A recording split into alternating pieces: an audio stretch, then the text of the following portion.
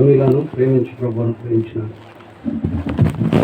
మరొక కుమారుని బట్టి ప్రభువును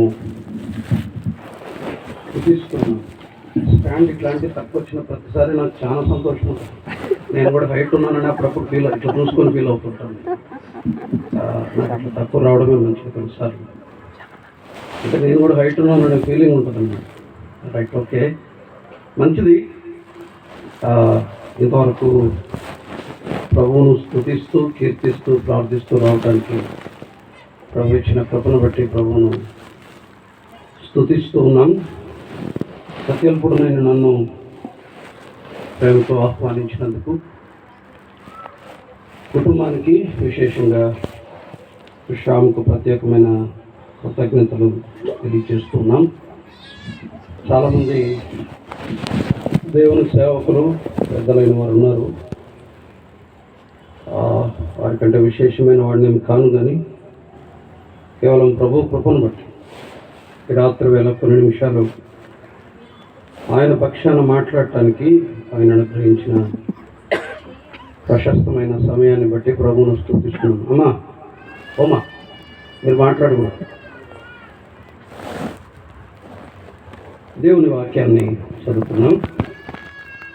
దేవుని గ్రంథంలో నుండి నిర్గమకాండం 2వ అధ్యాయాన్ని మనం చదువుదాం. నిర్గమకాండం 2వ అధ్యాయం 1వ వచనం నుండి కొన్ని వచనాలు చదువుతున్నాం. లేవి వంశస్థుడు ఒకడు వెళ్ళి లేవి కుమార్తెను వివాహం చేసుకుని ఆ స్త్రీ గర్భవతి అయి కుమారుని కని వాడు సుందరుడై ఉండట చూచి 3 నెలలు వారిని దాచెను. 10వ వచనం కూడా చదువుదాం. ఆ బిడ్డ పెద్దవాడైన తర్వాత ఆమె ఫరో కుమార్తె యొద్దకు అతన్ని తీసుకుని వచ్చును. అతడు ఆమెకు కుమారుడాయన. 11వ వచనం. ఆ దినములలో మోషే పెద్దవాడై తన జనుల యొద్దకు పోయి వారి భారములను సూచించాడు. విలేఖన భాగాలు మనందరి వినికిడిలో మన ఆత్మల క్షేమంకై, మన కుటుంబాల క్షేమం కొరకై, విశేషంగా శ్యామ్ ప్రమీల వారి కుటుంబం కొరకై ఆయన తన ఆత్మ ద్వారా దీవించి మాట్లాడినట్లు ఆత్మ సహాయం కొరకై ప్రార్థన చేద్దాం. ప్రార్థన. పరిశుద్ధులైన తండ్రి, మిమ్మల్ని స్తుతిస్తూ ఉన్నాం. మరొకసారి మీ సన్నిధిని అపేక్షిస్తున్నాం. ఈ స్థలం, ఈ ప్రాంగణంలో మీ సన్నిధి ఉంది. మీ దాసుడు అత్యల్పుడు జ్ఞాపకం చేసుకుంటాం.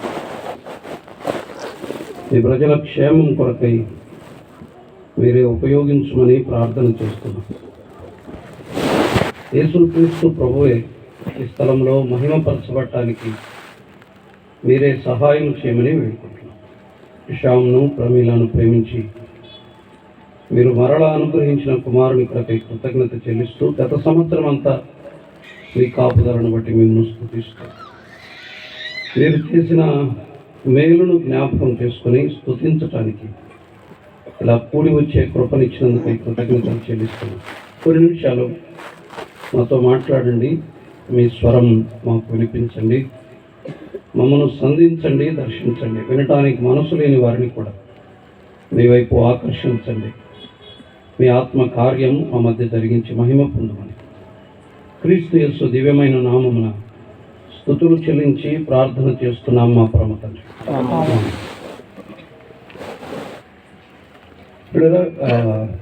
కూర్చున్న ఈ ఏటవాళ్ళు ఉంది కదా, మీ కుర్చీలు జాగ్రత్త. మీరు పూర్తిగా రిలాక్స్గా వెనక్కు ఆనుకుని ఇట్లా వాలిపోయినారు అనుకోండి, కష్టమవుతుంది. అంటే ముందున్న వాళ్ళని చూసి చెప్తున్నాను నేను, జాగ్రత్తగా చెప్తున్నాను, సీరియస్గా. ఇలా ఉన్నాయి. మీరు పొరపాటున రిలాక్స్డ్గా ఆనుకున్నారనుకోండి, మీ ఇంట్లో ఈజీ చైర్లలో కూర్చోడానికి ప్రయత్నం చేశారనుకోండి, మీరు ఇబ్బంది పడతారు. కాబట్టి ముందుకు బ్యాలెన్స్గా కూర్చోండి, లేకపోతే మీకు ఇబ్బంది. రైట్, మేము పైన ఉన్నాం, మీరు కింద ఉన్నారు. కాబట్టి కొంచెం జాగ్రత్త. మీరు కనిపిస్తూ ఉన్నారు. రాత్రి వేళ దేవుని గ్రంథంలో నిర్గమాకాండం 2వ అధ్యాయం 1 నుండి కొన్ని వచనాలు మనం చదువుకున్నాం. దేవుని గ్రంథ చరిత్రలో చాలామంది భక్తి కలిగిన వ్యక్తుల జీవితాలు చాలా రాయబడ్డాయి. అలాంటి భక్తి కలిగిన వ్యక్తులలో కొంతమంది అగ్రజులు ఉన్నారు, అంటే ఉన్నతమైన స్థానాల్లో ఉన్నవారు ఉన్నారు. ఇశ్రాయేలీల విమోచకుడు, రెడీమర్ అనే పేరు సంపాదించిన అత్యున్నతమైనటువంటి నాయకుడు దైవజనుడైన మోషే జీవిత ప్రారంభాన్ని 2వ అధ్యాయంలో మనం చదువుకున్నాం. మోషే అనే వ్యక్తిని మన మనసులో నుండి తీసేసి అమ్రాము యొకెబెదల దగ్గర నుండి ఆలోచన చేయండి. ఒకవేళ అంటే అమ్రాము యొకెబెదలు వివాహం చేసుకున్నప్పుడు నాకు తెలిసి చాలా క్యాజువల్గా మన మాత్రమే మ్యారేజ్ చేసుకునేటారు, అంతే. అందరు పెళ్ళిళ్ళు ఎట్లా చేసుకుంటారు అట్లా చేసుకునేటారు. మనకెలా దేవుడు సంతానాన్ని ఇచ్చాడో వాళ్ళకు సంతానాన్ని ఇచ్చింటాడు. మనం దాన్ని కూడా పెద్ద సీరియస్గా తీసుకుంటాం. కానీ ఇక్కడ వాళ్లకు మనకు ఉన్న వ్యత్యాసం ఏంటి అంటే, ఇది అయితే మనం దీన్ని యాదృచ్ఛికం, అంటే ఏదో అన్ఫార్చునేట్గా లేకపోతే ఫార్చునేట్గానో జరిగిపోయింది అనుకోలేదు. ఇశ్రాయేలు జాతికి అవసరమైన 3 వ్యక్తులను ఈ కుటుంబం ఉత్పత్తి చేసింది. అహరోను, మిరియాము, మోషే. ఒక్కరు కూడా వేస్ట్ కాదు. వేస్ట్ ఫెలోస్ అంటుంటాం కదా కొంతమందిని చూసుకున్నాం. ఒక్కరు కూడా వేస్ట్ ఫెలో కాదు. 3 ఉపయోగపడ్డారు. అహరోను ఉపయోగపడ్డాడు, మిరియాము ఉపయోగపడింది, మోషే కూడా ఉపయోగపడ్డాడు. కాబట్టి సంథింగ్ వీళ్ళలో ఏదో విశేషత ఉంది. ఎవరిలో? ఈ తల్లిదండ్రులు. భక్తులు ఎక్కడ తయారవుతారు, భక్తులు ఎలా తయారవుతారు? నేను సేవకులు అనట్లేదు, వాక్యోపదేశకులు అనట్లేదు, దైవజనులు అనట్లేదు. భక్తులు అంటే బోధకుడే కావాల్సిన అవసరం లేదు. చాలామంది భక్తులు అంటేనే బోధకులై ఉండాలి, గాయకులై ఉండాలి, లేకపోతే వాళ్ళు ఏదో వేదికల మీద కనపడాలి. కాదు, భక్తులు అంటే వేదికల మీద కనబడేవారే కాదు. భక్తులు అంటే బోధకులే కాదు, నమ్మకస్తులైన యోగ్యులైనటువంటి చాలామంది భక్తులు బైబిల్లో ఉన్నారు. భక్తులు కుటుంబాలలో పుట్టాలి అంటే ఎలా పుడతారు? ఎక్కడి నుండి వస్తారు ఈ భక్తులు? ఈ రాత్రి వేళ దాన్ని మనం ఆలోచన చేస్తున్నాం. నేను చాలా క్యాజువల్గా తీసుకునే వాటిని కొంచెం ఈరోజు అమ్రాము యొకెబెదల జీవితాల్లో నుండి కాస్త సీరియస్గా తీసుకొని వాటిని మనం ఆలోచన చేద్దాం. నిర్గమాకాండం 2వ అధ్యాయంలో ఒక భక్తుని ఆవిర్భావాన్ని చూస్తాం, ఒక భక్తుని పరిచయాన్ని చూస్తాం. ప్రపంచానికి వారు పరిచయం చేశారు. మోషే పుట్టినప్పుడు సాధారణంగా పిల్లవాడే అనుకునింటారు నాకు తెలిసి. కానీ వాళ్ళు ఒకటి గమనించారు, అతడు దివ్య సుందరుడై ఉండుట ఆమె వారు చూచిరి అని అపోస్తుల కార్యాల్లో రాయబడింది. ఇక్కడ సుందరుడు అని ఉంది, కానీ అపోస్తుల కార్యాల్లో దివ్య సుందరుడై ఉండటం చూచెను అని. వాళ్ళకేదో సంథింగ్, ఆ అబ్బాయిలో వారికి ఏదో ప్రత్యేకత కనిపించింది. వారు ఏదో గాలి వదిలేలా, ఏదో పుట్టాడు వాడే పెరుగుతాడు అని. నాకు తెలిసిన ఒక వ్యక్తి ఉన్నాడు. నా బైక్ అతని దగ్గర నేను రిపేర్ చేయించేవాడిని. పేరు చెప్తే మళ్ళీ మీకు అన్ని తెలిసిపోతాయి కాబట్టి నేను అది చెప్పకుండా వరకు అంటున్నాను. కాదు, అది ఎక్సెక్స్. ఇంతమంది ఏంటి ఎట్లా అంటే ఒక మాట అన్నాడు, కానీ పడేయడమే సార్, కానీ పడేయడమే సార్. వాళ్ళే ఆడవాడు దొరుకుతారు అనుకున్నట్లే. మొత్తం ఎంతమంది ఉన్నారు అంతమంది ఎక్కడో ఒక చోట చేరినారు, ఏదో ఒక రంగం బతుకుతూనే ఉన్నారు వాళ్ళు. ఇప్పుడు వాళ్ళు తెచ్చేస్తున్నారు మనోడికి. చాలా ప్రశాంతంగా తెల్లబట్టలేసుకుని తిరుగుతూ ఉంటాడు ఇప్పుడు. కానీ పడేయడమే జస్ట్. వాళ్ళు చాలా క్యాజువల్గా మాట్లాడతారు. బట్ క్రైస్తవ కుటుంబాల పట్ల దేవుని సంకల్పం అది కాదు. క్రైస్తవ కుటుంబాలు భక్తులను తయారు చేసే కర్మాగారాలు కావాలి. నేను మళ్ళీ చెప్తున్నాను, దైవజనులు కాదు, బోధకులు కాదు, సేవకులు కాదు, సువార్థికులు కాదు. నేనేమంటున్నాను? భక్తులను తయారు చేసే కర్మాగారాలు కావాలి. కుమార్తె అయినా కుమారుడైనా భక్తి పరులను సమాజానికి అందిస్తే వాడుకునేవాడు దేవుడు. ఉపయోగించుకునేది దేవుని చేతిలో ఉంది, మానవుల చేతిలో లేదు. మనము భక్తుల్ని తయారు చేసి ప్రభు చేతిలో పెడితే ప్రభు వాడుకుంటాడు.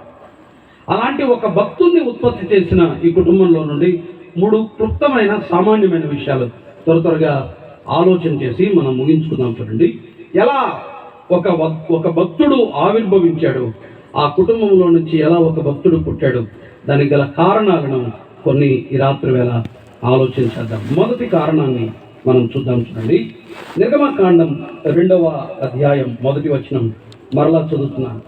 లేవి వంశస్థుడు ఒకడు వెళ్ళి లేవి కుమార్తెను, ఆ మాట కొంచెం గట్టి చదవండి, ఏమనుంది? వివాహము చేసుకున్నాడు. అంతే, ఇదే ఇట్ చేంజెస్ ఎవ్రీథింగ్. ఏంటి చెప్పండి? వివాహం. భక్తులు ఎక్కడ పుడతారు అని అంటే దైవికమైన వివాహాలు జరుగుతాయి. చూడండి, అక్కడ నుండి వస్తారు. అది పునాది, అది పునాది. మొదటిది వివాహం. వెరీ ఫస్ట్ థింగ్, మొట్టమొదటిది వివాహం. జ్ఞాపకం పెట్టుకోండి, కొన్ని వివాహాలు గొప్ప కార్యాలను జరిగిస్తాయి. కొన్ని వివాహాలు గొప్ప కార్యాలను జరిగిస్తాయి. జ్ఞాని అయిన సొలొమోను ఒక మాట అంటాడు, జ్ఞానవంతురాలు తన ఇల్లు కట్టును అని ఉంటుంది, మూఢురాలు తన ఇల్లు కూడా పెరుకును అని అంటాడు. ఎందుకో పురుషుణ్ణి గురించి మాట్లాడలేదు ఆయన, తెలియదు, కారణం తెలియదు. జ్ఞానవంతురాలు తన ఇల్లు కట్టును, మూఢురాలు తన ఇల్లు ఊడబెరుకును అని ఉంది. సో నిర్మాణం అన్నది, వైవాహిక జీవిత నిర్మాణం అన్నది మన చేతిలో ఉంది. కొన్ని వివాహాలు, చెప్తాను వినండి, కొన్ని వివాహాలు విపత్తుల్ని సృష్టిస్తాయి, సమస్యల్ని సృష్టిస్తాయి, ఇబ్బందుల్ని సృష్టిస్తాయి. ఆ కుటుంబాల్లో నుండి సమస్యలు ఉత్పత్తి అవుతుంటాయి. కారణం అంటే వీళ్ళు సమస్య కాబట్టి. వచ్చే వ్యక్తులు, పుట్టే వ్యక్తులు కూడా రేపటి దినాన్ని అంతే ప్రమాదకరంగా మారుతారు. గాడ్లీ మ్యారేజెస్, దైవికమైన వివాహాలు భక్తులను ఉత్పత్తి చేస్తాయి. మీరు అనుకున్నట్లు ఏదో క్యాజువల్గా నీవు నీ భార్య ఇద్దరు వివాహం చేసుకున్నారు, దట్స్ ఇట్, అంతే, అయిపోలేదు. దాని వెనుక దేవునికి ఒక ప్రత్యేకమైన ప్రణాళిక ఉంటుంది, దేవునికి ఒక ప్రత్యేకమైన ఆలోచన ఉంటుంది. జ్ఞాపకం పెట్టుకోండి, కొన్ని వివాహాలు గొప్ప కార్యాలను జరిగిస్తాయి. కొన్ని వివాహాలలో నుండి గొప్ప పనులు జరుగుతాయి. అమ్రాము యొకెబెదుల వివాహం ఇశ్రాయేలు విమోచనకు కారణమైంది. అమ్రాము యొకెబెదుల వివాహం ఇశ్రాయేలీల మొట్టమొదటి ప్రధాన యాజకుడు అక్కడ నుండే బలులు, ఆరాధన, అర్పణ వారి కుమారుల దగ్గర నుండే ప్రారంభమైంది. అమ్రాము యొకెబెదుల వివాహం ఇశ్రాయేలీల కొరకైన ఒక స్త్రీ నాయక, ఆమె ఒక నాయకురాలుగా కనిపిస్తుంది, దానికి కారణమైంది. వారి వివాహం అన్నది ఒక అద్భుతాన్ని సృష్టించింది. ఇశ్రాయేలు జాతిలోనే, ఇశ్రాయేలు చరిత్రలోనే ఒక అద్భుత కార్యాన్ని జరిగించింది. కారణం ఏంటంటే ఆ ముగ్గురు పిల్లల ఉత్పత్తి. పిల్లల, ఈ రాత్రి ఆలోచన చేయండి, మీ లేకపోతే నా వివాహం ఏదో జస్ట్ క్యాజువల్గా ఇట్స్ హ్యాపెండ్, అది జరిగిపోయింది అని మాత్రం అనుకోకండి. వివాహం అలా ఏదో జరిగిపోయింది అని మాత్రం అనుకోకండి. దాన్ని మనం సీరియస్గా తీసుకోగలిగితే ఆ వివాహం ద్వారా గొప్ప కార్యాలు జరుగుతాయి. ఇశ్రాయేలీల విమోచన కార్యం లాంటి గొప్ప కార్యాలు జరుగుతాయి. భక్తులు ఆ కుటుంబంలో నుండి పుట్టి అద్భుతాలను జరిగించారు. మీరు 1-2 వచనాలు నేను సహాయకరంగా లేఖనాల నుండి జ్ఞాపకం చేస్తాను. చూడండి, అంటే 450 సంవత్సరాల చీకటి చరిత్ర తర్వాత తిరిగి దేవుని ప్రజలకు దేవుని వాక్య ప్రత్యక్షత కలిగింది. ఎక్కడ? కొత్త నిబంధన ప్రారంభంలో మనం చూస్తాం. ఒకసారి లూకా సువార్త దగ్గరికి రండి. లూకా సువార్త 1వ అధ్యాయం, లూకా సువార్త 1వ అధ్యాయం 6వ వచనాన్ని చదువుతున్నాను. వీరిద్దరూ ప్రభు యొక్క సకలమైన ఆజ్ఞల చొప్పునను న్యాయ విధుల చొప్పునను నిరపరాధులుగా నడుచుకొనుచు దేవుని దృష్టికి నీతిమంతులై ఉండిరి. ఎలిజబెత్ గొడ్రాలైనందున వారికి పిల్లలు లేకపోయి, మరియు వారిద్దరు బహుకాలం గడిచిన వృద్ధులైరి. అంతటితో బాగుంది. 13వ వచనం చూడండి. అప్పుడు ఆ దూత అతనితో, జకరియా భయపడకుము, నీ ప్రార్థన వినబడినది, భార్య అయిన ఎలిజబెత్ నీకు కుమారుని కనును, అతనికి యోహాను పేరు పెట్టుదు. ఇక్కడ మరొక పేరు కనబడుతుంది, మరొక జంట కనబడుతుంది. వీరి వివాహం కూడా అహరోను కుమార్తెలలో ఆమె ఒకతే, ఈయన ఒక లేవీయుడు. ప్రాపర్ మ్యారేజెస్, దైవికమైన వివాహాలు, జ్ఞాపకం పెట్టుకోండి. ఇద్దరు, బాగా వింటున్నారు ఈ మాట, ఇద్దరు ఆత్మ సంబంధులైన వ్యక్తులు వివాహం చేసుకున్నారు అంటే అదొక అద్భుతం కావాలి. You have a great responsibility. మీ పైన చాలా పెద్ద బాధ్యత ఉంది. భక్తిపరుడైన సహోదరుడు, భక్తిపరురాలైన ఒక సహోదరు, ఇద్దరు ఆత్మ సంబంధుల వైవాహికం ఒక అద్భుతాన్ని ఆవిష్కరించాలి, ఒక అద్భుతాన్ని పుట్టించాలి, ఒక అద్భుతాన్ని జరిగించాలి. స్త్రీన అమ్మాయా అబ్బాయా సెకండరీ. మన మీద గొప్ప బాధ్యత ఉంది. ఇద్దరు ఆత్మ సంబంధులు ఒక కుటుంబముగా కట్టబడ్డారు అంటే మీ మీద, నా మీద ఒక గొప్ప బాధ్యత ఉంది. ఏంటా గొప్ప బాధ్యత అంటే, ఒక్క భక్తుడు లేదా ఇద్దరు భక్తులైనా మనం లోకానికి పరిచయం చేయగలగాలి. భక్తిహీనుల వివాహాలు కాదు, గురించి కాదు నేను మాట్లాడుతున్నాను. మనం ఏం ఎక్స్పెక్ట్ చేయాలి వాళ్ళ దగ్గర. ఇద్దరు ఆత్మీయుల వివాహం, ఇద్దరు భక్తిపరుల వివాహం. అప్పుడు ఒక మాట ఉంటుంది, వీరిద్దరు అనే మాట. వీరిద్దరు అన్ని విషయాల్లో ఈక్వల్, సేమ్ స్పిరిచువల్ క్వాలిటీస్ ఉన్నాయి, సేమ్ స్పిరిచువల్ టెంపరేచర్ ఉంది, ఒకే రకమైన ఆధ్యాత్మిక వెచ్చదనం ఉంది వారిద్దరిలో. అక్కడ నుండి పుట్టినవాడే యోహాను, వారి గర్భములో నుండి వచ్చిన వాడే యోహాను. చరిత్రగతిని అంటే ఇశ్రాయేలీల జీవితాల్లో మరలా దేవుని ప్రత్యక్షత ఆరంభమైంది యోహాను కాలం నుండి. అక్కడ ఒక అద్భుతం జరిగింది. వీటన్నిటికంటే మించి మనకు కనిపించే మరొక వ్యక్తి ఎవరో తెలుసా? మరియా యోసేపులకే యేసుక్రీస్తు ఎందుకు జన్మించాలి? మరియకే ఎందుకు యేసుక్రీస్తు జన్మించాలి? యోసేపుకే దేవుడు ఎందుకు సంరక్షణ బాధ్యత అప్పగించాలి అంటే, వాళ్ళు మాత్రమే బాల్యములో ఆయనను రైజ్ చేయగలరు, అంటే పెంచగలరు. కాబట్టి చాలాసార్లు మనం ఎట్లా ఆలోచన చేస్తామంటే, యేసుక్రీస్తు ప్రభు బాలుడు కదా, అప్పుడు కూడా ఆయన దేవుడే, తనంతకు తను పాలు తాగింటాడు. సాధారణమైన మానవుని వలె, ఒక శిశువు వలె, ఒక బాలుడి వలె ఆయన మన వలె జన్మించాడు. ఆయన కూడా తల్లి మీద ఆధారపడ్డాడు, ఆయన కూడా తండ్రి మీద ఆధారపడ్డాడు. మన వలె ఆయన పెంచబడ్డాడు. భక్తిలో, ఆత్మీయతలో పెంచింది వారిద్దరే. కాబట్టి గుర్తుంచుకోండి, వివాహాలు అద్భుతాలు జరిగిస్తాయి, వివాహాలు గొప్ప కార్యాలని జరిగిస్తాయి. ఇద్దరు ఆత్మ సంబంధుల వివాహం, ఇద్దరు భక్తిపరుల వివాహం, ఇద్దరు యోగ్యులైన ఆత్మీయులైన ఇద్దరు వ్యక్తుల వివాహం. ఒక మాట వింటారా? ఇద్దరు ఆత్మ సంబంధులు వివాహము చేసుకొని కూడా మన గృహాలలో నుండి భక్తిహీనులు వచ్చారంటే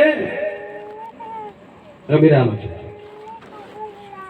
భక్తిపరుడాలైన భార్య, భక్తిపరుడైన భర్త ఉండి గృహములో పుట్టినవాడెవడు? భక్తిహీనుడైతే ప్రాబ్లం మీలో ఉంది, నాలో ఉంది, మాలో ఉంది, మనలో ఉంది. ఇద్దరు ఆత్మీయులు ఉండి భక్తిహీనులు ఎట్లా వస్తారు? ఈ రోజుల్లో పిల్లలు భక్తిలోనికి రావటం చాలా కష్టమైన విషయం. నువ్వు ఏమి నేర్పించక్కర్లేదు వాడికి, ప్రత్యేకంగా లోకము, పాపం ఇది ఏమి చెప్పక్కర్లేదు. జస్ట్ సమాజంలోనికి వాడిని వదిలేయండి, వాడు ఏం నేర్చుకొని రావాలో అన్నీ నేర్చుకొని వస్తాడు. నువ్వేమి నేర్పించుకోకపోతే, నువ్వు ఏమి వాడికి చెప్పకపోతే లోకం చెప్పాల్సిందంతా చెప్పి పంపిస్తుంది, చూపించాల్సిందంతా చూపించి పంపిస్తుంది. కానీ పిల్లల్ని కనుక మనం కాపాడుకోలేకపోతే భక్తిపరులైన కుటుంబాలలో నుండి కూడా భక్తిహీనులు తయారవుతారు. జ్ఞాపకం ఉంచుకోండి, మీరు ఆత్మీయుల, మీ ఇద్దరు భార్యాభర్తలు ఆత్మ సంబంధుల, మీ పైన గొప్ప బాధ్యత ఉంది. శ్యామ్ అలాగే ప్రమిళ విషయంలో కూడా, ఇక్కడ ఉన్నటువంటి మిగిలిన సేవకులు భార్యాభర్తలుగా మీ కుటుంబాలలో మీరిద్దరు వివాహం చేసుకున్నారు ఆత్మ సంబంధులు అంటే ఒక అద్భుతం జరగాలి. ఒక భక్తిపరుడు పుట్టాలి. సమాజానికి, భారతదేశానికి, మన చుట్టూ ఉండే వ్యక్తులకు తప్పకుండా ఆ పిల్లలు దీవెనకరంగా ఉండాలి, ప్రయోజనకరంగా ఉండాలి. వాళ్ళు నష్టాన్ని, బాధను, కష్టాన్ని పుట్టించేవారు మాత్రం కాకూడదు. భక్తులు ఎక్కడ పుడతారంటే భక్తిపరమైన లేకపోతే ఆత్మ సంబంధమైన వివాహాలలో నుండే. తప్పనిసరిగా ఇది జ్ఞాపకం పెట్టుకోండి. ఒకవేళ వివాహం కాని వారు ఎవరైనా ఉంటే జ్ఞాపకం ఉంచుకోండి. ఆత్మ సంబంధమైన వివాహాలలో నుండి ఆత్మ సంబంధమైనటువంటి వ్యక్తుల ద్వారా దేవుడు భక్తులను ప్రపంచానికి పరిచయం చేస్తాడు. దేవుడికి కావాల్సినది. కాబట్టి ఆత్మ సంబంధులైన భార్యాభర్తలందరి మీద గొప్ప బాధ్యత ఉంది. ఏంట గొప్ప బాధ్యత అంటే మన కుటుంబాల్లో కూడా అద్భుతం జరగాలి.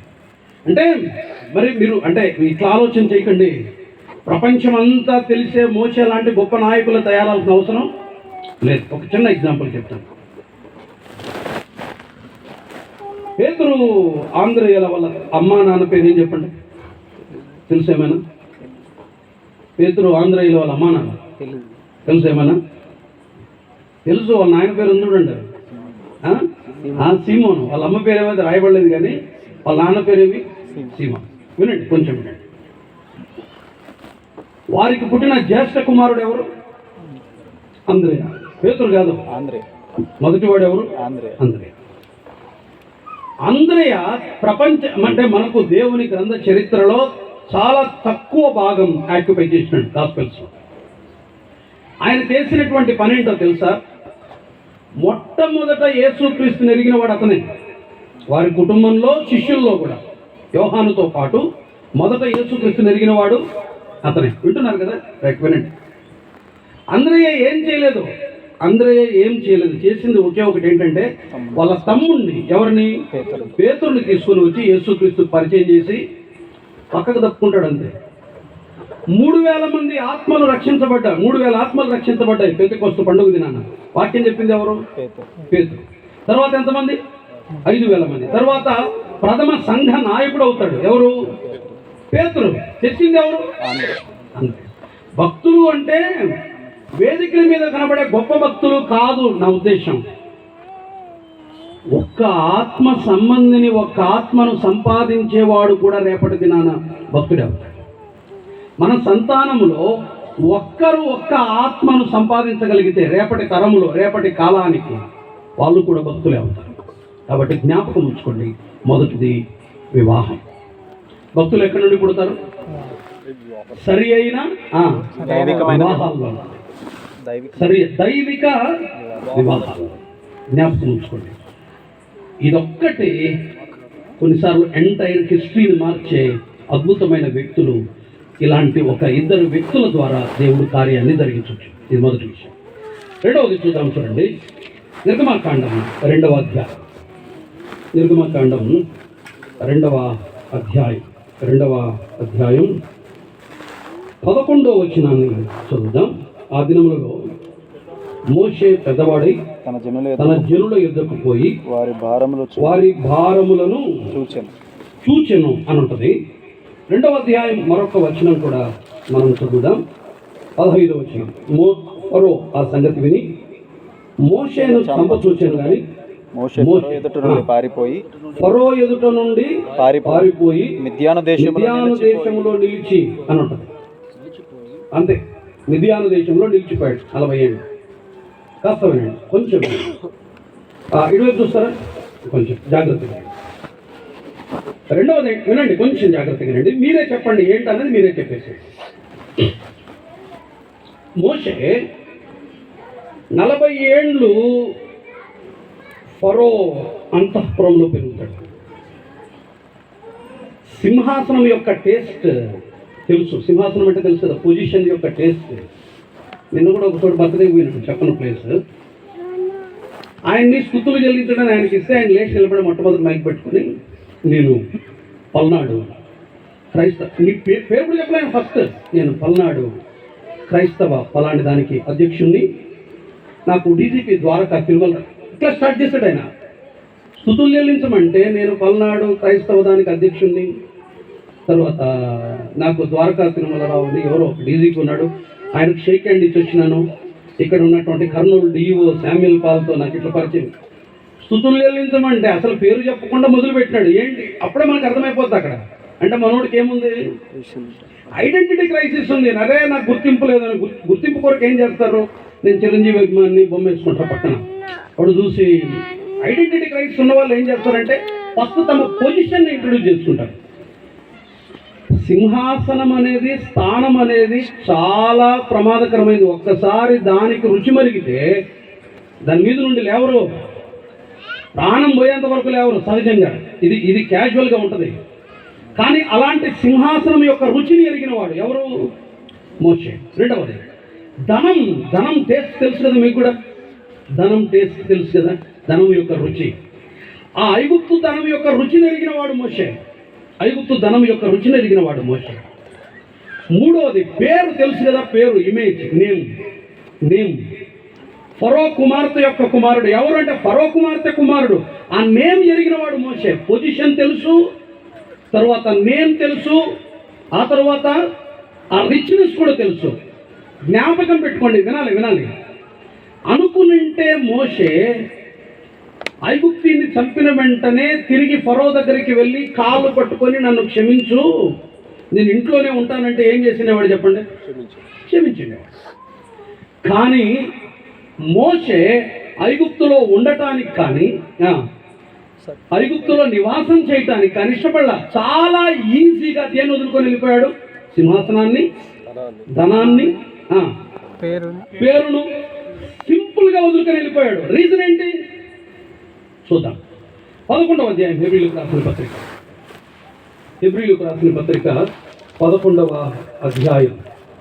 హెబ్రీయులకు రాసిన పత్రిక 11వ అధ్యాయం 24, 26 వచనాలు. ఇక్కడ కొంచెం వివరంగా ఉంది, దాన్ని చదువుతాను. మోషే పెద్దవాడైనప్పుడు విశ్వాసమును బట్టి ఐగుప్తు ధనము కంటే క్రీస్తు విషయమైన నింద గొప్ప భాగ్యమని ఎంచుకొని అల్పకాలము పాప భోగము అనుభవించుట కంటే దేవుని ప్రజలతో శ్రమను అనుభవించుట మేలని యోచించి చదువుదాం. ఫరో కుమార్తె యొక్క కుమారుడని అనిపించుకొనుటకు ఒప్పుకొనలేదు. ఏలయనగా అతడు ప్రతిఫలముగా కలుగబోవు బహుమానమందు దృష్టి ఉంచెను. కిందికి రండి. 27. విశ్వాసమును బట్టి అతడు అదృశ్యమైన వారిని చూచుతున్నట్టు స్థిరమైన వచనాలు చదివించారంటే జరిగింది ఒక కారణం. ఇప్పుడు వినండి. సులభంగా మోషే సింహాసనాన్ని, ధనాన్ని, అధికారాన్ని వదులుకున్నాడు అంటే కారణం ఏమై ఉంటుంది? విశ్వాసం. రైట్, కరెక్టే. కలుగుబో బహుమానం రైట్, కరెక్ట్. ఎప్పుడు కలుగుతుంది బహుమానం?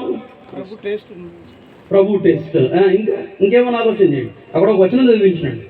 అదృశ్యుడైన వారిని చూచుతున్నట్టు కలుగుబోవు బహుమానము.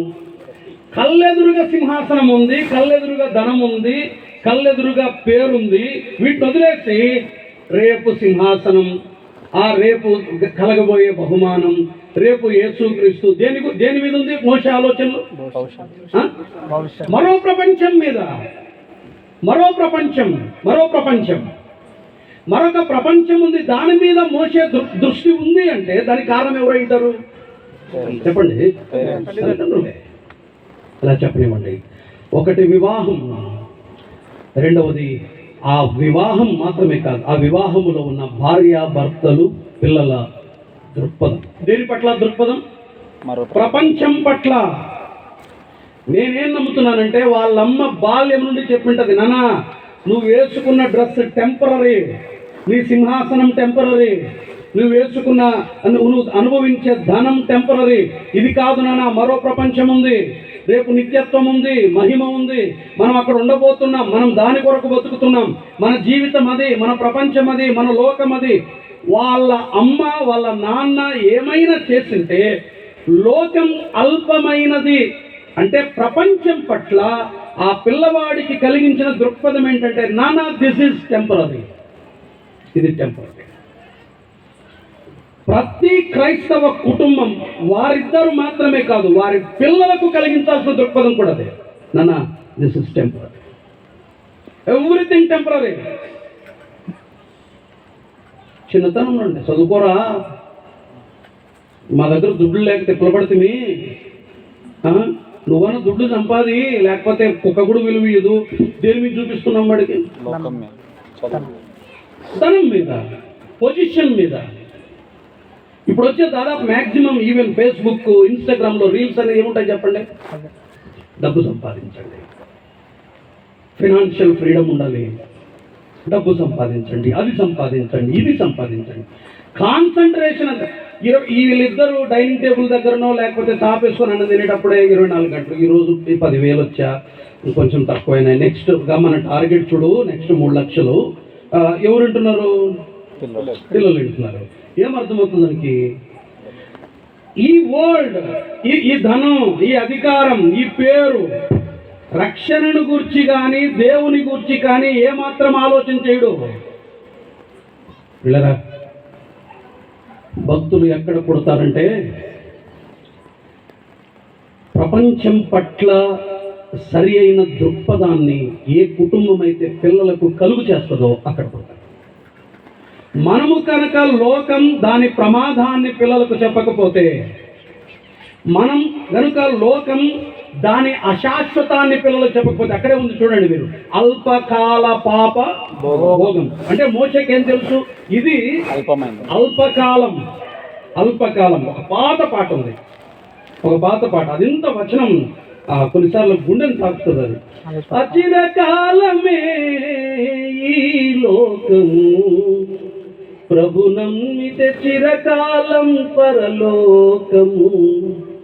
అచిరకాలమే ఈ లోకము, ప్రభు నమ్మితే చిరకాలం పరలోకము. నీకు పరలోకము. ఇది ఎంతకాలం? అచిరకాలం. చిరకాలం కాదు, అచిరకాలం, కొద్ది కాలం. ఆ తలంపు, ఆ ఆలోచన బాల్యము నుండి పిల్లలకు గనక మనము నేర్పించకపోతే రేపటి దినాన వారు మనకు దక్కరు. ఇదే ప్రపంచం అనుకుంటారు, దీని మీద మనసు పెట్టుకుంటారు, దీని గురించి ఆలోచన చేస్తారు, దీని వెంట పరిగెడతారు. ఒకసారి ఈ రాత్రి ఆలోచించండి. ప్రాపర్ పర్స్పెక్షన్, సరైనటువంటి పర్సెప్షన్, సరి అయినటువంటి దృక్పథం, సరి అయినటువంటి దృక్కోణం, సరి అయినటువంటి ఆలోచన లోకం పట్ల పిల్లలకు గనక మనము చూపించకపోతే రేపటి దినాన వాళ్ళు మనకు దక్క. పిల్లలకు నేర్పించాల్సిన మరొక పాఠం ఏంటి చెప్పండి? ఈ లోకం పట్ల, దాని పట్ల సరైన దృక్పథం. ఇది అచిరకాలం, ఇది కొద్ది కాలం ఉంటుంది. ఎక్కువ కాలం ఉండదు నాన్న, ఎక్కువ కాలం ఉండదు. రాత్రి ఆలోచించేయండి, అసలు మనకే దృక్పథం ఉంది ఈ ప్రపంచం మీద? ఎట్లా చూస్తున్నాం ఈ ప్రపంచాన్ని? మనం ఏమి చెప్తున్నాం పిల్లలకు ఈ ప్రపంచాన్ని గురించి, ఈ లోకాన్ని గురించి, దీని సంబంధమైన వాటి గురించి మనం ఏం చెప్తున్నాం? ఒక వ్యక్తి కనిపిస్తాడు చూడండి బైబిల్లో, హెబ్రీయులకు రాసిన పత్రికలో, అక్కడే 12వ అధ్యాయంలోనే ఒక వ్యక్తి మనకు కనిపిస్తాడు. 12వ అధ్యాయం, హెబ్రీయులకు రాసిన పత్రిక 12వ అధ్యాయం 16వ వచనం. ఒక పూట కూటి కొరకు తన జ్యేష్ఠత్వపు హక్కును అమ్మివేసిన ఏశావు వంటి భ్రష్టుడైనను వ్యభిచారి అయినను ఉండునేమో అని జాగ్రత్తగా చూసుకునుడి అన్నాడు. ఒక్క పూట కూటి కొరకు నిరాకరించింది దేన్ని? జ్యేష్ఠత్వపు హక్కును. నిత్యమైన దానిని వదిలిపెట్టాడు, తాత్కాలికమైన దాని వెంట పరిగెత్తాడు. చేత కాలేదు, ప్రపంచాన్ని ప్రేమించకుండా ఉండలేకపోయాడు. ఎంత నష్టపోయాడు. ఒక యవ్వనుడు ఒక నిర్ణయం తీసుకోవాల్సి వచ్చినప్పుడు నిత్యమైన దాన్ని, శాశ్వతమైన దాన్ని లక్ష్యపెట్టలేకపోయాడు. ఒక్క పూట కూటి కొరకు. ఆ మాట చాలా బాధేస్తుంది. ఒక్క పూట కూటి కొరకు, జస్ట్ ఒక్క పూట కూటి కొరకు తన జ్యేష్ఠత్వపు హక్కుని అమ్మివేసుకున్నాడు. అంటే లోక సంబంధమైనవి ముఖ్యం అనే భావన నిత్యమైన దాన్ని కోల్పోవటానికి కారణమైపోయింది. ఈరోజు ఆలోచించే, అంటే జనరల్గా యూత్ బయట మాట్లాడే మాటలు కూడా ఏంటంటే, చావు తర్వాత లోకం ఎవడు చూశాడు? ఇప్పుడు చూడండి, ఇప్పుడు తిన్నామా, ఇప్పుడు అనుభవించామా, ఇప్పుడు హ్యాపీగా ఉన్నామా? ఇప్పుడు దీన్ని ఆలోచన చేయండి. రేపటి గురించి ఏం ఆలోచన చేద్దాం? అయ్యా అమ్మా, ఈ రాత్రి వినండి, మరణం మానవ జీవిత అంతం కాదు. మరణం తర్వాత మరో లోకం ఉంది, మరణం తర్వాత మళ్ళీ జీవితం ఉంది. ఇది 70 ఏండ్ల 80 ఏండ్ల జీవితమే. ఇది మరణించిన తర్వాత మానవునికి మరలా జీవితం ఉంది. మానవుడు ఎన్నటెన్నటికి జీవిస్తాడు. ఆత్మకు చావు లేదు. నీ మరణం నీ జీవితానికి అంతం కాదు. నీవు మరలా జీవిస్తావు. రెండు నిత్యత్వాలు ఉన్నాయి. నీవు ఎక్కడ ఉండబోతున్నావు అనేది ఇక్కడ నీవు నిర్ణయించుకునే దాని మీద ఆధారపడి ఉంటుంది. దయచేసి రాత్రి ఆలోచన చేయండి. చాలామంది పెద్దవారు అయిన మనకు కూడా అవగాహన లేదు ఇక్కడ. ఇది కాదు, ఇది టెంపరరీ, ఇది తాత్కాలికం, ఇది కొద్ది కాలమే, మరణం తర్వాత మళ్ళీ జీవితం ఉంది. మానవుడు ఎక్కడ గడపబోతున్నాడు అన్నది ఇక్కడే నిర్ణయించుకోవాలి. నిత్యత్వం ఉంది, పరలోకం ఉంది, దేవుడు ఉన్నాడు. ఆ నిత్యమైనటువంటి, ఆ శ్రేష్టమైనటువంటి లోకానికి మార్గమే ప్రభు అయిన యేసుక్రీస్తు వారు. అదే మాట మోషే జీవితంలో చూస్తాం. చూడండి, వాస్తవానికి మోషే కాలంలో యేసు ప్రభు వెళ్ళాడు. చూద్దాం, చూడండి ఆ మాట మరలా మనం చదువుదాం. 11వ అధ్యాయం. అల్పకాలం అని మాత్రమే కాదు, మరొక వర్డ్ అక్కడ కనబడుతుంది 24వ వచనంలో. మోషే పెద్దవాడైనప్పుడు విశ్వాసమును బట్టి ఐగుప్తు ధనము కంటే ఏమన్నాడు? క్రీస్తు విషయమైన నింద అన్నాడు. రాత్రి ఆలోచన చేయండి. క్రీస్తు విషయమైన నింద. యేసుక్రీస్తు అనే ఒక వ్యక్తి రేపటి నిత్యత్వానికి మార్గమని ఎరిగినవాడు.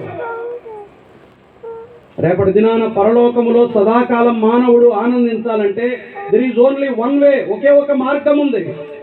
మరణము తరువాత మానవ జీవితంలో మానవుడు ఆనందించాలి, సంతోషించాలి పరలోకములో, స్వర్గములో అంటే ఒక మార్గం ఉంది.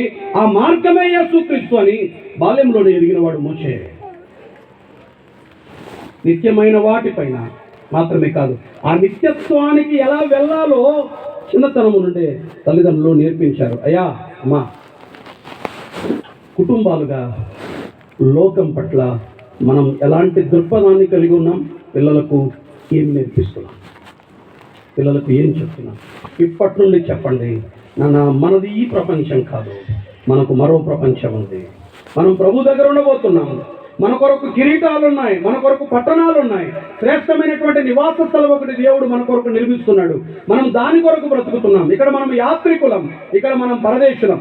బాల్యము నుండి పిల్లలలో గనక భావన మనము నింపకపోతే రేపటి దినాన వారు మనకు దక్కరు, మనకు దొరకరు. పిల్లల మనసుల్లో నిండా నింపాల్సింది ఏంటంటే రేపటి ప్రపంచం. మరలా దేవుడు రాజ్యం చేయబోతున్నాడు. ఆయన సింహాసనాసీనుడై పరిపాలించబోతున్నాడు. పరలోకం ఉంది, అక్కడ మనం సదాకాలం ఉంటాం. అదే మన లోకం, అదే మన ప్రపంచం, అదే వాస్తవ ప్రపంచమని వాస్తవమైన వాటిపైన పిల్లలకు దృష్టి నిలిపేలా బాల్యం నుండి చేయండి. ఆశ్చర్యం అనిపించే సంగతి ఏంటంటే ఎంత ఈజీగా డబ్బును, అధికారాన్ని, పేరును చిటికలు ఇట్లా వదులుకొని వచ్చాడు. ఒక మాట ఉంటుంది, స్థిర బుద్ధి గలవాడై విడిచిపోయినది. మళ్ళీ ఎన్నడూ చూడలా. తృణప్రాయంగా, సులభంగా, ఈజీగా వదిలిపెట్టగలిగాడు మోషే. పిల్లలు ప్రస్తుత ప్రమాదకరమైన ఈ ప్రపంచం వైపు వారి కన్నులు సారించకూడదంటే, వారి ఆలోచనలు, వారి మనసు ప్రస్తుత ప్రపంచం మీద పడకూడదంటే, తల్లిదండ్రులుగా ఈ ప్రపంచం పట్ల మనకు సరైన దృక్పథం ఉండాలి. పిల్లలకు కూడా అదే చూపుతో చూపించాలి. ఎక్కడో ఒక చోటు చదివాను, తండ్రి అనేవాడు భుజం మీద ఎక్కించుకొని ప్రపంచాన్ని పిల్లలకు పరిచయం చేస్తాడట. ఇది చూడు ప్రపంచం అని ప్రపంచాన్ని పరిచయం చేస్తాడట.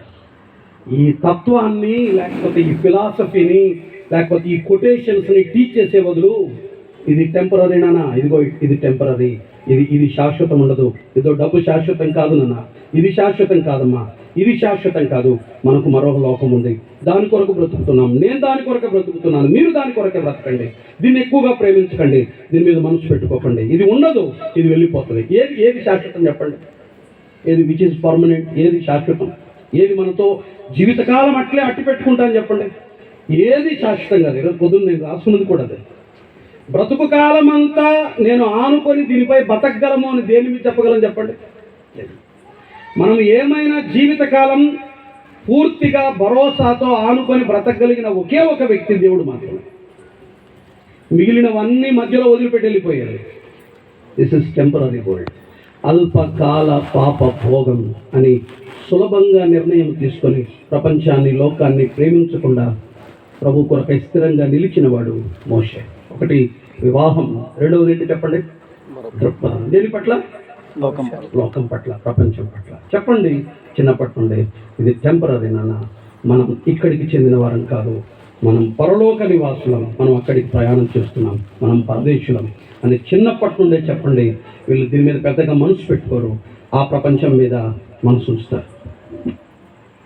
మీకు జిహాద్ తెలుసు కదా, జిహాద్ జిహాద్ అంటే తెలుసు కదా,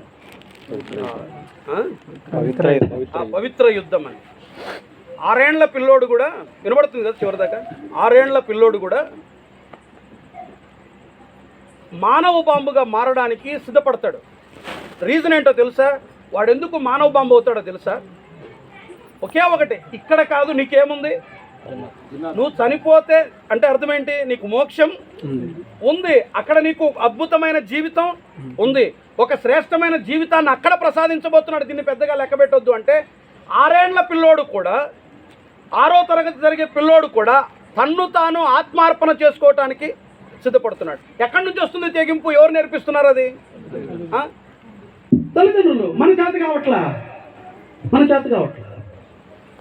మనకు ప్రాపర్ మెథడ్ తెలుసు, ప్రాపర్ వే తెలుసు, మనకు మార్గం తెలుసు, వెళ్ళే మార్గం తెలుసు, మనకు చేత కావట్లా.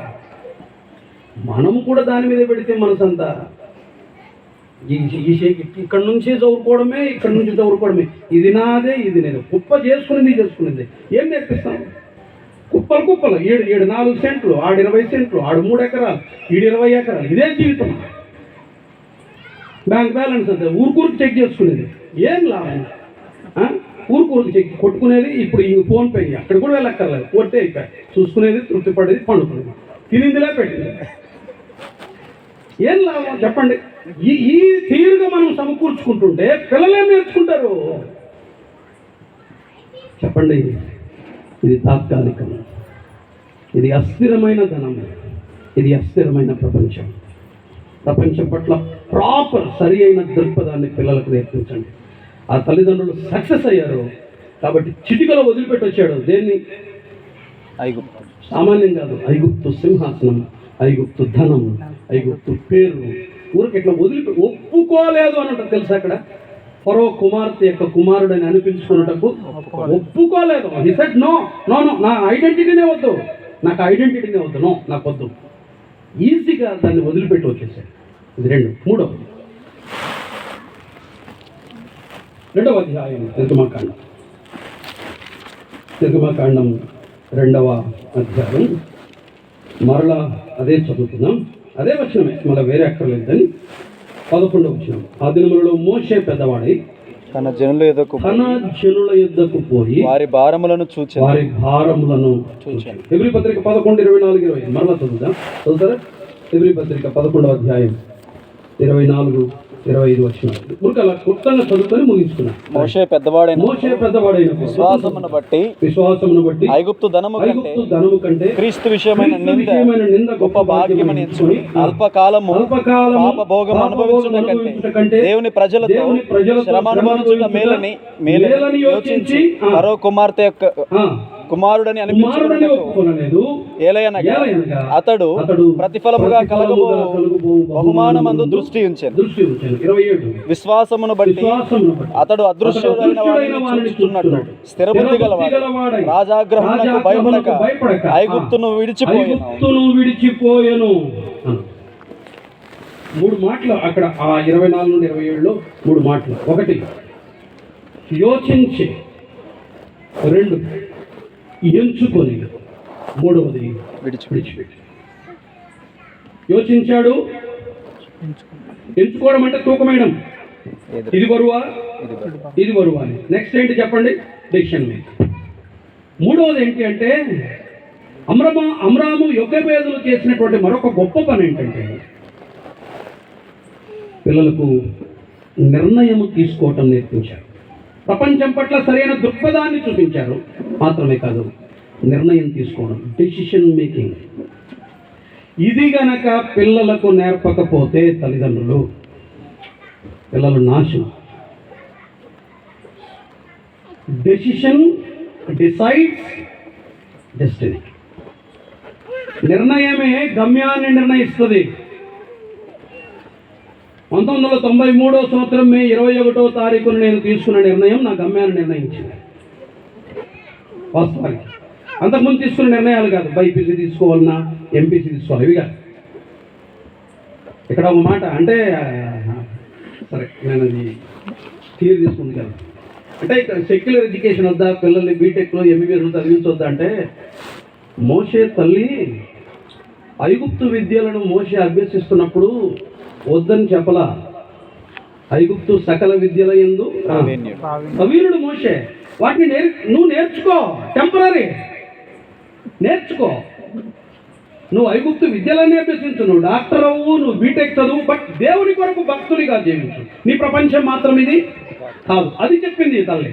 సెక్యులర్ ఎడ్యుకేషన్ పిల్లలకు అవసరం, మన పిల్లలు టాప్ పొజిషన్స్లో ఉండాలి, కాదనట్లేదు. అట్ ది సేమ్ టైం వాళ్ళు ఈ ప్రపంచం పట్ల సరైన దృక్పథాన్ని కలిగి ఉండాలి. ఇది రెండవది. మూడవది నిర్ణయం, డెసిషన్. నేను ముగిస్తున్నాను. మోషే నిర్ణయం దగ్గర 3 విషయాలు ఉన్నాయి. ఒకటి యోచించాడు, రెండవది ఎంచుకున్నాడు, మూడవది విడిచిపెట్టాడు. ఈ 3 విషయాలు పిల్లల్ని సరిగా ఆలోచించటం నేర్పించి, ఆలోచించిన తర్వాత రెండింటిని బేరీజు వేయగలగాలి. ఇది బరువా, ఇది బరువా, ఎంచుకోవాలి. ఇది బెస్టా, ఇది బెస్టా, సరి అయింది ఎంచుకోవాలి. నెక్స్ట్, ఒకటి సరి అయింది అని ఎన్నుకున్న తర్వాత దాని కొరకు దేన్నైనా విడిచిపెట్టగలగాలి. డెసిషన్. పిల్లలకు నిర్ణయాలు తీసుకోవడం నేర్పించండి. కొంతమంది వెన్నెముకలైన వాళ్ళు ఉంటారు. అంటే వెన్నెముకలైన వాళ్ళు అంటే అర్థమంటే తెలుసా, వీళ్ళు 70 ఏళ్ళు వచ్చినా 80 ఏళ్ళు వచ్చినా నిర్ణయాలు తీసుకోవడం వీళ్ళు చేత కాదు, వీళ్ళు చేతే కాదు. మంచి మంచి ఆపర్చునిటీస్ పోగొట్టుకుంటారు. ఎందుకు? నిర్ణయం తీసుకోవటం చేత కాదు. పిల్లలకు నిర్ణయం తీసుకోవడం నేర్పించగలగాలి. ఎబ్రీ పత్రికలోనే ఒక వచనం చూడండి, అక్కడే 10వ అధ్యాయం, క్షమించండి, హెబ్రీయులకు రాసిన పత్రిక 5వ అధ్యాయం 14వ వచనం చూడండి. హెబ్రీయులకు రాసిన పత్రిక 5వ అధ్యాయం 14వ వచనం. వయసు వచ్చిన వారు అభ్యాసము చేత మేలు కీడులను వివేచించుటకు సాధకము చేయబడిన జ్ఞానేంద్రియములు అని అన్నాడు. సాధకం చేయబడిందంటే ఏంటి చెప్పండి? ఎక్సర్సైజ్. ఏది మేలో ఏది కీడో పిల్లలు నిర్ణయించుకోగలగడం. ఒక మాట వినండి అమ్మ, ఒక మాట వినండి. ఇదొక్క మాట చెప్పి నేను ముగిస్తాను. మేలు కీడులను వివేచించే జ్ఞానం పిల్లలకు మనం నేర్పించాలి. ఎంచుకొని ఒక నిర్ణయం తీసుకునేటట్టుగా మనం చేయాలి. ఆ మధ్యలో వినాలి. ఆ మధ్యలో ఒక ఇన్సిడెంట్ జరిగింది, మీకు గుర్తుందో లేదు, చెప్పాలంటే కూడా ఇబ్బందిగా ఉంటుంది, చాలా జుగుప్స్ అనిపిస్తుంది. నిర్భయ తర్వాత ఒక ఇన్సిడెంట్ జరిగింది, గుర్తుంది కదా? దాని తర్వాత కూడా ఈ మధ్యలో కూడా జరిగింది, రీసెంట్గా కూడా జరిగింది. ఏదో నాకు గుర్తు రావట్లేదు పేరు. ఇక్కడ ఎక్కడో జరిగింది చూడండి. ఆ ఇన్సిడెంట్ తర్వాత ఫేస్బుక్లో ఒక ఆమె స్టోరీ రాస్తుంది. ఆమె ఏమనిందంటే, ఏమేమి డెసిషన్ తీసుకుంటుందంటే, నేను నా కుమారునికి నా లైఫ్ టైం అచీవ్మెంట్ అంటే నేను నా జీవితకాల ఆశయం ఏంటంటే, నా కుమారుడికి ఆడపిల్లలతో ఎలా ప్రవర్తించాలో, ఎలా వ్యవహరించాలో నేర్పిస్తాను. నా కొడుకును కనుక అలా తయారు చేయగలిగితే తల్లిగా నేను సక్సెస్ అయినట్లే అని ఒక పోస్ట్ పెడుతున్నాను. నువ్వు అమ్మాయిని ఇలా చూడాలి, అమ్మాయితో ఇలా ప్రవర్తించాలి, అది నేను వాడిని టీచ్ చేస్తాను. నా కొడుకు సమాజానికి ప్రమాదకరమైన వాడు కాకూడదు, ఏ అమ్మాయికి ప్రమాదకరమైన వాడు కాకూడదు. నేను అట్లా నా కొడుకును తయారు చేస్తాను, అలా పెంచుతాను అని ఆమె పోస్ట్ పెట్టింది. నాకు చాలా బాగా అనిపించింది, ఆమె నిర్ణయం చాలా బాగా అనిపించింది. అంటే డెసిషన్ మేకింగ్. ఒక సందర్భం దగ్గరకు వచ్చేసరికి ఒక మంచి నిర్ణయం, ఒక ఆత్మ సంబంధమైన నిర్ణయం, ఒక దైవిక నిర్ణయం పిల్లలు సులభంగా తీసుకోగలిగేలా బాల్యము నుండి వాళ్ళకు సాధకం చేయాలి, ఎక్సర్సైజ్ చేయించాలి. డెసిషన్ మేకింగ్ కనుక పిల్లలు నేర్చుకోకపోతే తప్పుడు నిర్ణయాలు తీసుకుంటారు, తప్పుడు గమ్యస్థానాల్ని చేరుకుంటారు. సరి అయిన డెసిషన్ తీసుకోవటం బాల్యము నుండి ఆ తల్లిదండ్రులు నేర్పించారు. కాబట్టి చాలా త్వరగా నిర్ణయం తీసుకున్నాడు, ఐగుప్తు విడిచిపెట్టాడు, వెళ్ళిపోయాడు. ఏదో అంటారు కదా, బతికుంటే బఠానీలు అమ్ముకునైనా బతకొచ్చు, బఠానీలు తినైనా బతకొచ్చు అని. ఇదొద్దు, ఈ అధికారం వద్దు, ఈ సింహాసనం వద్దు, ఈ ధనం వద్దు. విద్యాన్లో గొర్రెలైనా కాసుకుంటాను, బట్ నేను ఐగుప్తుకు చెందిన వాడిని మాత్రం కాదు. నేను ఐగుప్తు కుమారుణ్ణి కాదు. నాకు ఇది వద్దు, నేను అక్కడే గొర్రెలు కాసుకున్న బతుకుతా. ఒక మంచి నిర్ణయం తీసుకున్నాడు ప్రభు, వాడుకున్నాడు, ఉపయోగించుకున్నాడు. 3 విషయాలు. ఒకటి వివాహం, దైవికమైన వివాహం. మీరిద్దరు ఆత్మ సంబంధాలు భార్యాభర్తలు అయ్యారంటే మీ మీద గొప్ప బాధ్యత ఉంది. మీరు భక్తిహీనులు అయితే మీ గురించి పెద్ద ఆలోచించాల్సిన అవసరం లేదు. కొంపలు కొల్లేరు, జీవితాలు నాశనం. అంతే, ఇక్కడ నిప్పు, ఇక్కడ నిప్పు, 2 నిప్పులు కలిస్తే విధ్వంసం, మంట, సర్వం నాశనం. ఆత్మ సంబంధాలు కలిస్తే అద్భుతం. మోషేలు, అహరోనులు, మిర్యాములు వస్తారు. ఇద్దరు ఆత్మీయుల వివాహం అద్భుతాన్ని జరిగించాలి. మోషే లాంటి ఒక అద్భుతం జరిగించగలగాలి. 2వది దృక్పథం. దేని పట్ల? ప్రపంచం పట్ల. మనము టెంపరరీ, లోకం టెంపరరీ. మనది మరో ప్రపంచం, మనది మరో లోకం, అది నిత్యమైంది. దాని మీద దృష్టి పెట్టాలి. వెళ్ళటానికి మార్గం ఎవరు? యేసుక్రీస్తు ప్రభువే. ఆ రేపటి ప్రపంచం, ఆ మరో ప్రపంచం, ఆ రానున్న శ్రేష్టమైన లోకానికి చేరాలంటే there is only one way. ఒకే ఒక మార్గం ఉంది. ఆ మార్గం ఎవరు? యేసుక్రీస్తు ప్రభువే. ఆయన ద్వారా తప్ప ఎవరు పరలోకాన్ని చేరలేరు, ఎవరు ఆ ప్రపంచాన్ని చేరుకోలేరు. ఆయనను కాదంటే అగ్నిగుండం ఉంది, నిత్య నాశనం ఉంది. అది బాల్యం నుండి పిల్లలకు మనం చెప్పగలం. 3వది ఏంటి? నిర్ణయం. ఒక మంచి నిర్ణయం తీసుకోవడం పిల్లలకు నేర్పించగలిగితే వాళ్ళు భక్తులు అవుతారు. రేపటి దినాన సంఘానికి, సమాజానికి, దేశానికి ప్రయోజనకరంగా మారతారు. అలాంటి భక్తులు మన కుటుంబాల్లో నుంచి పుట్టడానికి శ్యామ్ కొత్త కొడుకు. అలా ఒక భక్తుడు కావడానికి ప్రభువే తన కృప సమృద్ధిగా అనుగ్రహించగలరు. వీడు పాతోడు, కొత్తోడు, రైట్. ఇద్దరు పిల్లలు రేపటి దినాన గొప్ప భక్తులు అవ్వాలని, మన పిల్లలందరూ భక్తులుగా ఉండాలని ప్రార్థన చేద్దాం. అట్టి కృప ప్రభు మనందరికీ సమృద్ధిగా అనుగ్రహించగలరు.